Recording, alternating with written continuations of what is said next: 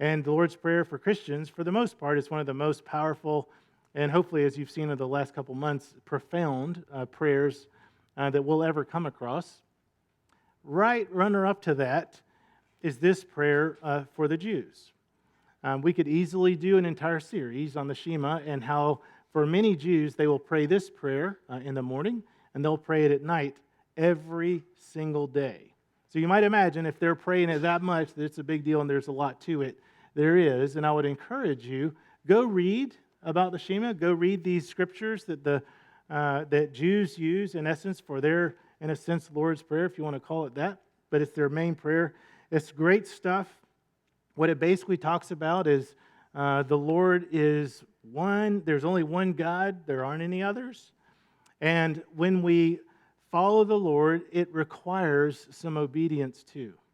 And so what they talk about, which Jews are pretty good at doing, is we need to learn the truths of God ourselves. We need to pass them on to who?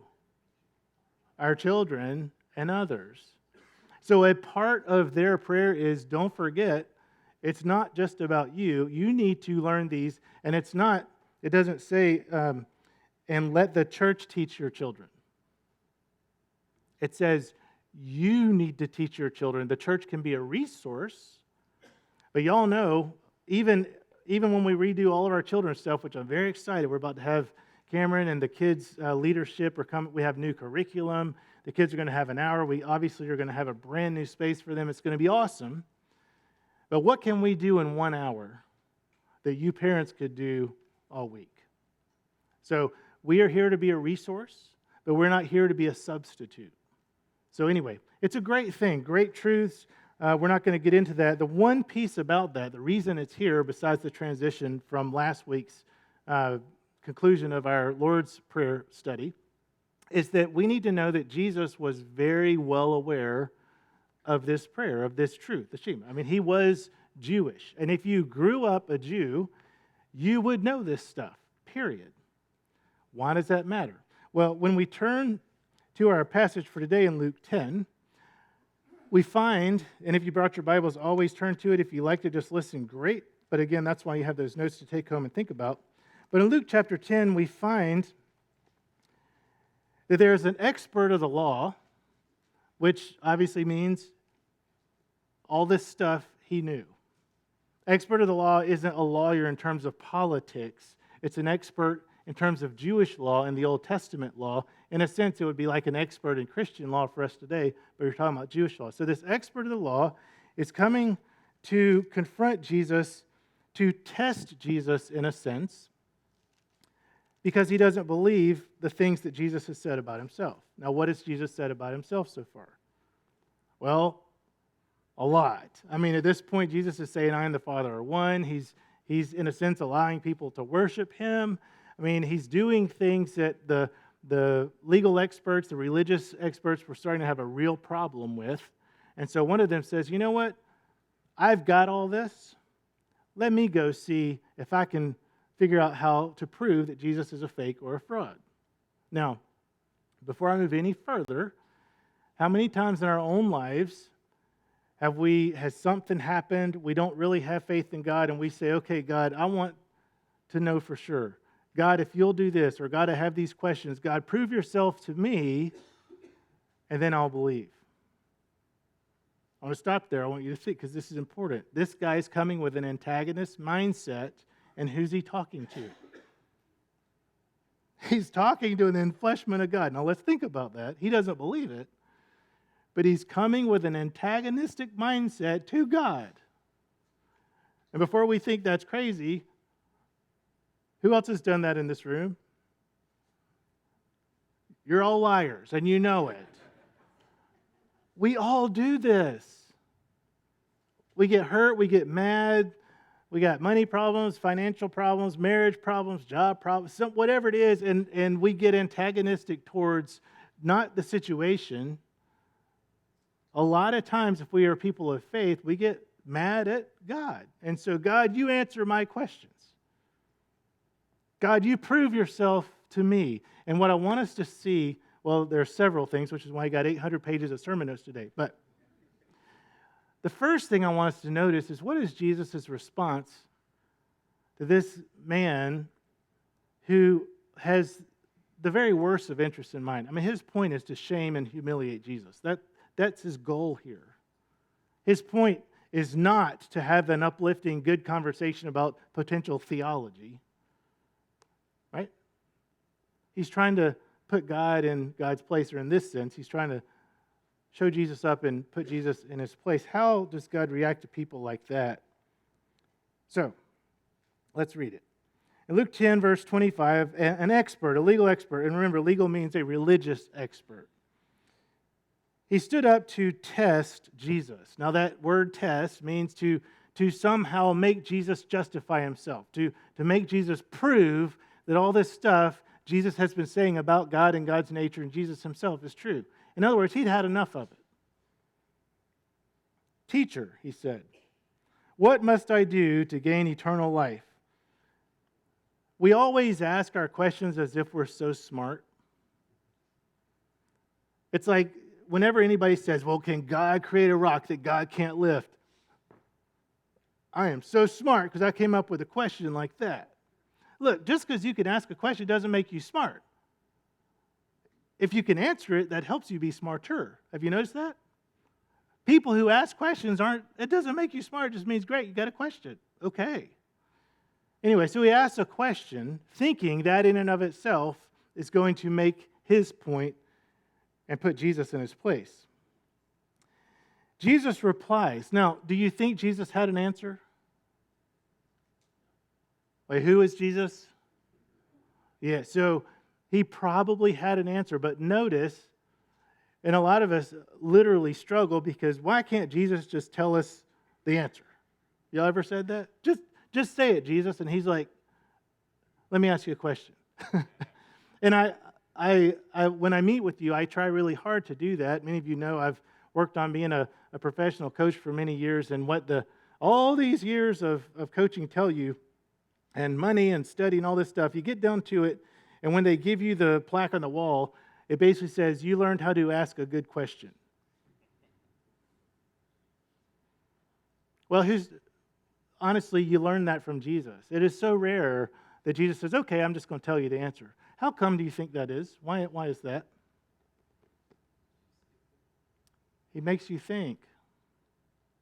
We like the phrase, bring your brain. One of the reasons I'm not great at it, but I try to ask lots of questions, and I try so hard. Even when I meet with you, I'm like, okay, I'm not going to tell you what I think. And you're like, why not? I'm like, because then you're not thinking anymore. Bring your brain means you got to think about these things. You got to take this home and think about it. So Jesus isn't going to give this man the answer. He's going to make him think about it. He's trying to draw it out of him. So Jesus says, with a question, to this expert of the law, what is written in the law? How do you interpret your law for your question? Now, notice the lawyer didn't respond with a question, did he? Why is that, do you think? He knew the answer. And it seems to me that he's like, oh, I got that. As soon as he did that, Jesus is like, I got you. You done lost this argument, Because that's what Jesus does. He makes us think, and when we confront God, you notice it draws out our inadequacies, it draws out our deficiencies, and also it makes us ponder who we are.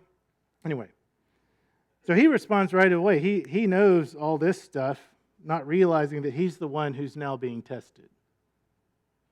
Fascinating how fast that turned around. You must love the Lord your God with all your heart, with all your being, with all your strength, and with all your mind, and love your neighbor as yourself. Where did he learn that? The Shema. This is Old Testament basic Judaism that everybody knew. And Jesus says to him, isn't this funny? You've answered correctly. But notice, how did this begin? Jesus was the one being tested, but now Jesus is telling the lawyer, you just passed the test. Good for you. Do this and you will live. Go on. Whatever. But see, now the lawyer realizes what just happened. Jesus turned the tables And now he was the one who'd been put under the microscope. So notice, this is such a great passage. There's so much of this that I've missed. I mean, I've actually preached this before. Y'all might have heard this story before if you've been a Christian for a while. Anyway, so much of this you can overlook. The legal expert wanted to prove himself. He wanted to justify himself. What does that mean? What does it mean that you're in a conversation with somebody and somebody one-ups you, and so it's like, oh, no, wait a minute, I didn't realize what, I need to justify, right? He realized in that moment that not only was he not up here, right, and Jesus wasn't down here, it kind of felt like Jesus was up here and he was down here, and he wanted to justify that he was just as smart as Jesus. He knew all that Jesus knew, because it was a little bit humiliating to be down here when he was an expert. And who is Jesus after all? A carpenter's son. He's like, oh, no, we're not done here, Jesus. We're not done. I got more. And at this point, I think Jesus is like, good, bring it. Bring it. I don't think he said that, but wouldn't it be nice if every now and then Jesus like, come on, dog, bring it. You got something else? But no, he didn't do that. So he says to Jesus, and what a profound question. This is the question for the day. And who is my neighbor? It sounds so easy. I will tell you, again, y'all know, I mean, I've looked at this a few times over the course of my almost 25 years of ministry now. And even this week, this is just the profound nature of God's truth. Don't ever think you know everything. Me either. Because where God's concerned, there's always more to learn. There's always more depth. There's always, if you'll spend a little more time with it, you glean more from it. But I will tell you, this idea of who is my neighbor, it's a tough one. I will be honest with you, I don't even like my sermon today. I don't like it. I didn't want to preach it because it makes me uncomfortable, because I don't want to do what I'm going to tell you all to do when we leave, right before we leave. It is what it is. That's how Jesus is. So who is my neighbor? Who is your neighbor? Because when you answer that question, unfortunately for you, and for me too, it's going to demand a response if you love God. I'm going to say that again. How do you define your neighbor? We talk about neighborhoods. A few folks in the resort met this week because we live in the neighborhood. Coming up in the fall, Cameron's going to talk to you all about maybe putting together some neighborhood groups, not to get people in church. I mean, if they come, that's awesome. But the idea, right, is to form groups of Christian witnesses out in the places where we live, regardless if they come to church or not, because we are trying to actually do what Jesus says. It's the idea of one of the places I got my information for the sermon was from Church of the Resurrection, not Adam, but one of his associates, and he asked the question, what if Jesus was serious that you're supposed to love your neighbors? What if you actually are supposed... Now, I will tell you, I don't think that's exactly what this means. It's not my... But it's a great question. What if he's serious? And you know, Jesus normally is serious. It's just how it works. So, with that in mind, let's dig a little more. Jesus doesn't give him an answer. Don't you hate that? So he gives a story that ends with a question, right? It's like, come on.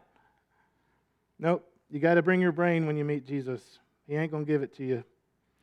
So a man goes down from Jerusalem to Jericho. He encounters thieves who strips him naked, beat him up, leave him near death in the ditch, basically. It so happens that a priest was going down the same road, and he saw the injured man. He crossed over to the other side of the road and went on his way. Okay? Likewise, a Levite, think of him as a pastor too, comes by the spot, saw the injured man, and crossed over to the other side and went on his way. At some point we're going to talk about what were their excuses, do you think? And were they valid? Probably so. A Samaritan, who we need to remember, was the person that the priest, the Levite, and the lawyer that Jesus is talking to. They didn't like those people. They didn't get along, but the Samaritans were very close to them. Hold on to that. The Samaritan was on a journey. He came to where the man was, but when he saw him, he was moved with compassion. The Samaritan, the person that the priest, the Levite, and the lawyer didn't like that much. I mean, they put up with them. So there was something redeeming in that Samaritan. You'll see that? There's something good about that Samaritan that the priest, the Levite, and the lawyer didn't see. They didn't appreciate. So the Samaritan goes to this guy in the ditch. He bandages his wounds. He tends him with oil and wine. He places the wounded man on his donkey. He takes him to an inn. He takes care of him. The next day, he takes 2 full days' worth of wages, gives them to the innkeeper, and he says, "Take care of this man, and when I return, I will pay you back for any additional health care costs." Here's the next question. To the lawyer, never forget context. Jesus is talking to the lawyer. Okay? What do you think, Mr. Smart Lawyer of the law of Judaism? Which one of these 3 was a neighbor to the man who encountered thieves in the ditch? So Jesus is asking the lawyer, who is your neighbor or the neighbor in this parable? Now, if you think carefully, most of us assume, think about it, it's the guy in the ditch. What do you mean? Well, we're supposed to love our neighbor, right? So we love the guy in the ditch. The guy in the ditch is the neighbor. That's how I've interpreted this in the past. And I do think there's some truth to that. We'll get to that eventually. But that's not what Jesus is saying right here, is it? Who's the neighbor to the guy in the ditch? And the answer? The Samaritan is the neighbor. Now, I really had to chew on that this week. So I'm like, is that right? It's like, I was, not that I ever take naps. I work all the time. But I was trying to take a nap yesterday, and I could not. Evelyn knows I had to rewrite all the sermon stuff. She had already printed it. I couldn't sleep. I mean, I was like, who? And then it caught me. After putting some time into this, it's like the Samaritan is the neighbor here. I mean, that's the thing, that's the twist. So when Jesus talks to the lawyer who had just told him, love the Lord your God with heart, soul, mind, and strength, and love your neighbor as yourself, do this and you will live. And he tells this parable defining to the lawyer who the lawyer's neighbor is. Who is the lawyer's neighbor? The Samaritan. So what? The lawyer didn't like the Samaritan. That's what? Love your neighbor as you love yourself, and you will live. Back in verse 28, do this and you will live. Well, that's interesting. Because I think what most of us do, me included, is we interpret this whole passage to mean, okay, when I see people in the ditch, I need to stop and take care of them, and like a good neighbor, I'll be there. Right? That's how this works. Is that what Jesus meant? I think some of that, of course. There are multiple meanings. It's not like there's one and not another. So just walk you through a couple quick points. You know, we start off, you've got the lawyer, the expert. Who's the expert? Jesus. And the real issue. What's the lawyer's issue to begin with? I think it's pride. Who in their right mind antagonistically comes up to God in a sense and challenges God? Like, really? And yet we all do it. Think about this, us human beings going up to the God who created the universe, and we say, how dare you prove yourself to me or I'm not going to believe. And God's like, who are you? I'm trying to understand something here. Like, you're going to threaten me or something? Do we understand God's not intimidated by us? God's not scared of us? That's not how this works. But rather than react and get mad, which is often what we would do, what does God do? Just how did Jesus respond? I think he cared for him. I think Jesus knew the reasons he was the way he was. He knew his background. He knew his culture. He knew that stuff. And I think Jesus was like, look, let's just diffuse this whole madness you're bringing to me, and let's try and have a conversation about what's really going on. And so Jesus says, rather than, how dare you attack me, or let me show you how dumb you are, or shame the guy, he says, how about this? Let's have a conversation. Do y'all like that about Jesus? I do. One of the things that I tell folks is, if you don't believe in Jesus, that's fine, but don't tell me you don't believe in Jesus until you actually study what he said and how he lived. Because what I want you to do, and that's why I always say, don't start in the Old Testament, don't start with the words of Paul. We're Christians, we follow Jesus. So let's start with Jesus and start reading Matthew, Mark, Luke, and John. And when you come to something Jesus says or does that you are so offended by, that you can't possibly believe in a God like that, great. Call me, let's have coffee and talk about it. You know how many people have ever called me and talked about something that Jesus said or did that offended them? Zero. They've called to talk to me about people who believed in Jesus who offended them, and I'm like, Jesus is right there saying, I didn't do that. I never said that. I didn't. Why were you saying I did that? Well, because he said you did it. Just like, wait, you said he said. You didn't say I said. Folks, we all need to remember, Jesus speaks for himself. It is true, we have pastors and we have Christians and we have all these other people who we all say we speak for Jesus. Just be really careful to understand. I don't speak for, you don't speak for Jesus. The Lord may speak through us, but that is not the same thing as me saying the word of the Lord and God says blank because I said it. God's going to do what God's going to do, and God's going to speak how God's going to speak, and I'm not Jesus. Sometimes I think I'm Jesus. But, that's different. Boy, I could really chase that rabbit a long time. But anyway, we're not. This guy thought he was Jesus. He did. Know it all. How does Jesus react? He turns it around and says, look, let's have a good conversation, can we? I would suggest to you he does the same thing for us. And that's a wonderful thing. The next thing, he basically looks at the guy and he says, I want to ask you, what do you think?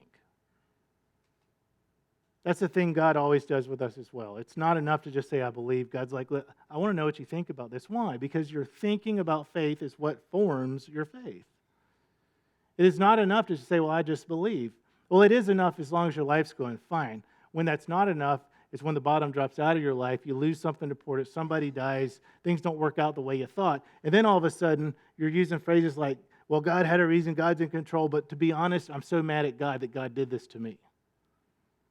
And yet again, God's saying, I didn't do that to you. Why are you blaming me for all this stuff? And then Jesus, when we're willing, comes alongside us and says, well, what do you really think happened here? Let's talk this through. Jesus then moves him to the point of, if you will do what I say and do what you yourself already know, you will live. So he looks at the lawyer who's clearly an emotional wreck inside. He's so full of himself. He's got so many problems. But he tells Jesus the truth of the matter. And Jesus says, good. Can you just go do what you know? Let's start there. And notice the lawyer couldn't. He couldn't walk away and do it because that was not the point. The point was not him being right with God. The point was not him fulfilling his potential for the Lord. The point was he wanted to be right, even if he was ruining his life along the way. That's never us, right? And so he's trying to prove himself to God. But notice, Jesus was like, I'm not going to prove myself to you like that, but I'm not going to shame you in the process either. See, that's one of the reasons I don't think God puts big signs in the sky and, that he doesn't just literally write, God, what is your will? And he's like, well, let me tell you. Because part of that, if it's so far from where we are, we can feel like, well, you ever had somebody correct you? I know this is so foreign to us, but somebody corrected you and you were offended, even though they were totally right? It's never happened, has it? Never happens in my household with Gladys or even my son. Never happens that I'm wrong and they're right. And rather than me look, you were so right about that. Instead of that, what do? We get angry. Why? If you're totally wrong and somebody corrects you, why would you get mad at that? But we do. Anyway, part of it is because of the ways we've been treated in the past, and it can be a shameful thing because most of the times when people say that, they're not looking out for our best interest. They're trying to be right too. Well, here it is with Jesus. He never tries to shame this man. And one of the things in Romans 8:1 I put in here, there's no condemnation in Jesus Christ for those in the Lord. Isn't that a nice thing that Jesus doesn't look to condemn or shame or put you in your place? He really just wants you to do what? To understand the truth. Why? Because the truth will set you free. From what? All the baggage. We could go on, but ultimately it comes down to, who is my neighbor? Because that's where the crux of the whole matter for this lawyer and the Shema, and for us, what we call the Great Commandment, where it all comes down to, I think we can agree on love the Lord your God with heart, soul, mind, and strength. Although we may not understand it, we can agree on it. And love your neighbor as yourself. We're not even going to tackle that as yourself. For many folks, they don't love themselves. We're selfish and we're arrogant, but we don't love ourselves. And one of the problems in our society is we teach one another how to put each other down, so we all have horrible self-esteem. So it's not for today's sermon, but I do want to be clear. One part of this great commandment here is that we need to understand what it looks like to have healthy self-esteem, but not be full of yourself. Right? To have a healthy self-understanding, so when you look in the mirror, you're not always depressed about your parents or your upbringing or the way you look. It's like, no, you are a masterpiece to God. No matter how other people treat you, no matter what other people say, no matter how much better everybody else has it. Again, that's not for today, but that's an important message. Today, love your neighbor. Who is my neighbor? Well, let's start with the lawyer. Who is the lawyer's neighbor? We already answered the question. The Samaritan. So for the lawyer, as we begin to put it in context, the Samaritans literally were neighbors to the Jews in Jerusalem. And they had fought a lot because they had conflicting interests, conflicting values. The Samaritans thought their temple was just fine. The Jews thought their temple was better. And they had all this going on, but they literally lived next door to one another. So, see if I can put this in words that make sense, because we got to make this relevant. They were close to the Jews, but not in their inner circle. Now, if you look at your sermon notes, Cameron pointed out it's an inner square, but that's okay. Exactly. They were close to the Jews, but not in their inner circle. Jesus says you need to love those people and you will live. The antithesis of that would be if you don't, you won't. Now, this is where I hate this sermon. I really don't like it. Have you noticed it's easy to love the people in your inner circle? Even if you're a terrible parent, part of you is still going to love your kids and do stuff for them. Even if you're a terrible spouse, a part of you, as long as you're married, is going to still try to do things for your spouse and love them. It's the people outside of that inner circle that we don't have enough time for, or it's just too awkward and we're a bit afraid to. Now, the question here of relevance is, does it matter if the only relationships you have in life that are meaningful are with your inner circle? This is where we're getting to what I don't like, okay? But I want y'all to hold on to this. Does it matter? And for all of us, I'm guessing I'm stepping on toes because I do. If the only meaningful relationships you have in life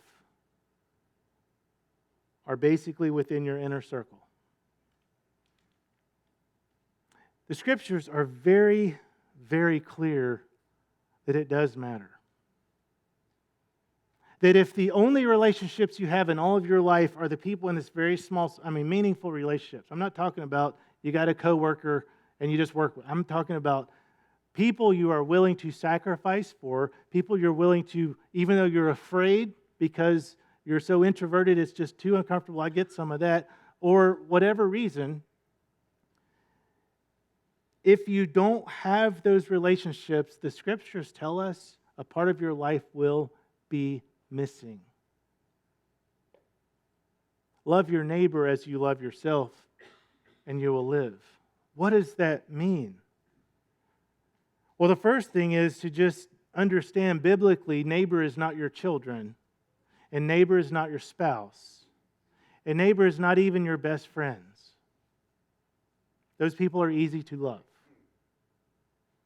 Neighbor for the lawyer was the Samaritan, which in and of itself meant this was going to be a challenge for him. To love people that you don't naturally love. The second piece of love we understand, this word in the Bible is an agape type love. Agape, which is this idea of Jesus going to the cross because he loved us so much. There is sacrifice involved.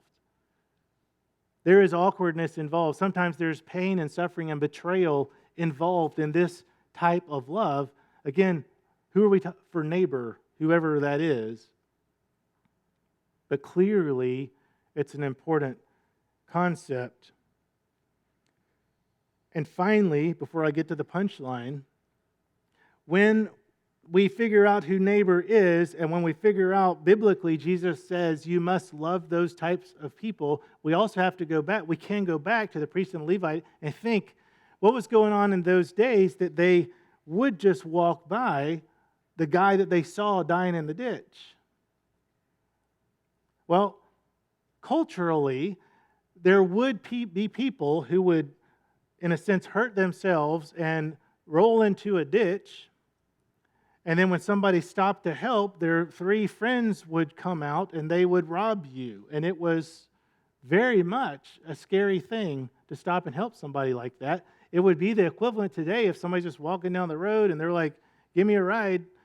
The truth is, I'm not going to stop anymore because I'm afraid to do that. The other obvious one is, I'm too busy. Have you seen my schedule? I work 30 minutes a week. Seriously. I'm too busy and I'm too afraid. Is that you? On why you might not do what we're about to say Jesus is telling us to do? I guarantee you it is. Which brings us where? I hope you'll take this home, and there are 8 boxes around your inner square. And what I want you to think about is name literally 8 people or families that God has put into your life that you might call neighbors but don't fit into your inner circle. Okay? There are people who live in your neighborhood in a sense, and I don't think it's quite the way it used to be because we know, I don't get along with all of my quote-unquote neighbors, but there are people in my neighborhood, literally, that I like quite a lot, and there are others that maybe I don't know, but it's going to take a little bit of effort on my part to get to know them, and maybe for them to get to know the Lord. Here's what I know. Every last one of us in this room is uniquely equipped to reach very specific people for the Lord that no one else can reach.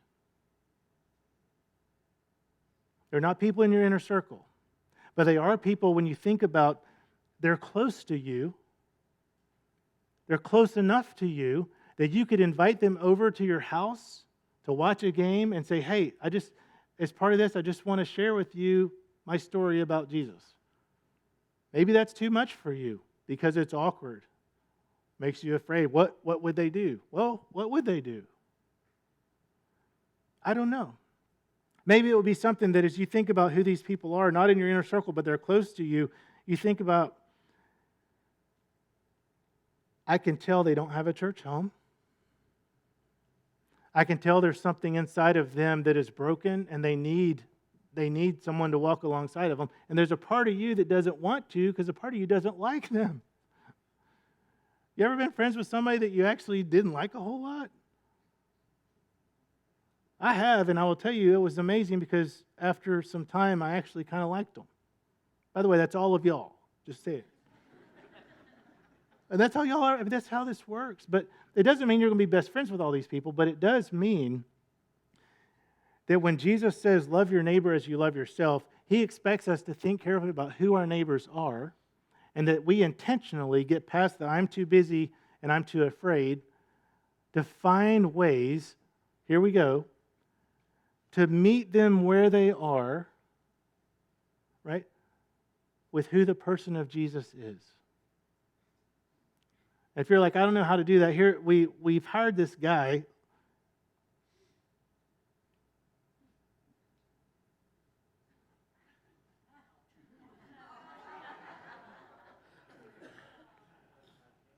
This guy, look, one of the reasons he's in this church, and he's almost full-time now, which is amazing for our church to have.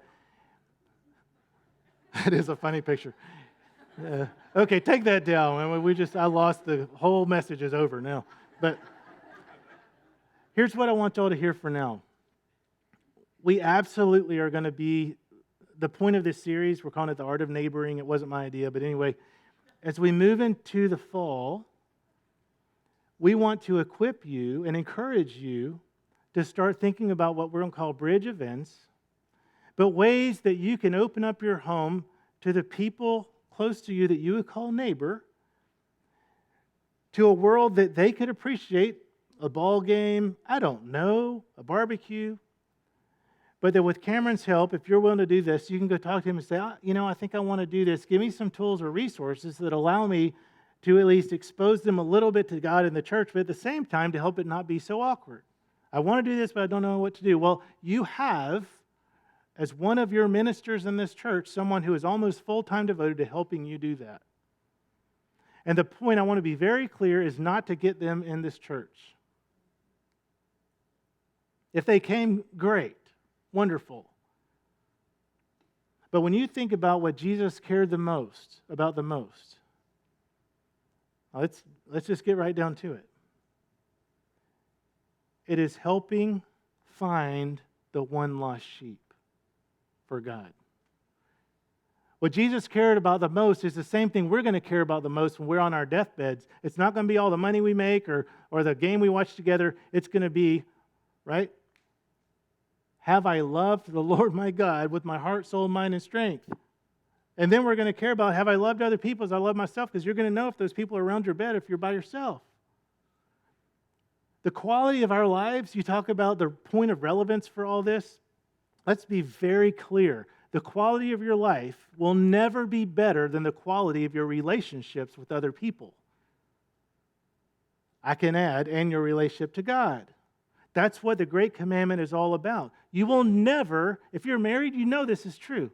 You will never be happier than the state of your relationship with your spouse. If you're fighting with your spouse, that's the ceiling. If you're fighting with your family, have you noticed it kind of puts a ceiling on how happy you can be? If you're fighting with people at work, have you noticed it suppresses your ability to have joy in other places? Why is this? Because we are relational creatures like God, in God's image. Love defines life. So when it goes back to Jesus said to this lawyer, do this and you will live. Do what? Love God, love your neighbor, and love yourself. You do this and you will live. Not just like you will experience true life. Now, some of these attempts at having more relationships will bomb, and you'll walk away going, that was awful. Whew, I'm glad that's over. But here's where it comes out of the wash. Every now and then, one of those people in those 8 boxes, you invest a little bit of your, time, your valuable time. One of those people, you get past this idea of this is awkward. What if they reject me? And it's like, yeah, some of them will, but the 1 or 2 that don't, folks, chances are you've made a friend for life. And if y'all are honest with yourselves, you can count on one hand the good friends you have. That's just fair. Wouldn't it be nice to have one more? Well, how are you going to do that if you're always too busy, you're always too tired, right? And it's just too awkward because it just, I'm not sure I get along with those people anyway. Well, you got to try. Which brings me to the point of balance. I don't think we need to stop by the road and pick up every single person. I don't think that's the point. One of the reasons we have the swap meet is to help people like that. We have missions for that. But one of the things you can do, here we go, pull it in. You can reach those 8 people a little bit.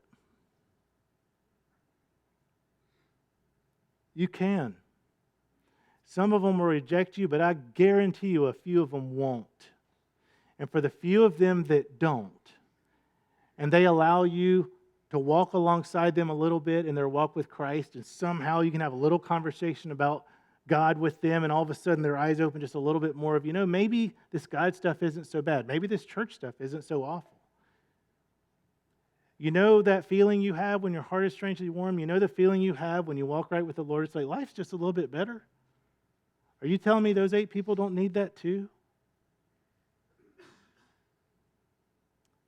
Chances are, at this stage of life, they need it more than you do because you have it.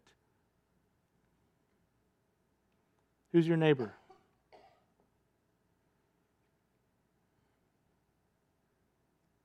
Literally. In your own brain. If you're tracking with it right now, who's God putting on your brain? Right now, God's saying, them.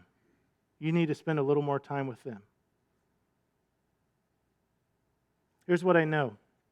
When we do the Great Commission, go into the world and make disciples, it changes our lives. Where do we go into the world to make disciples? Listen, God's already brought them into your life. The real question is,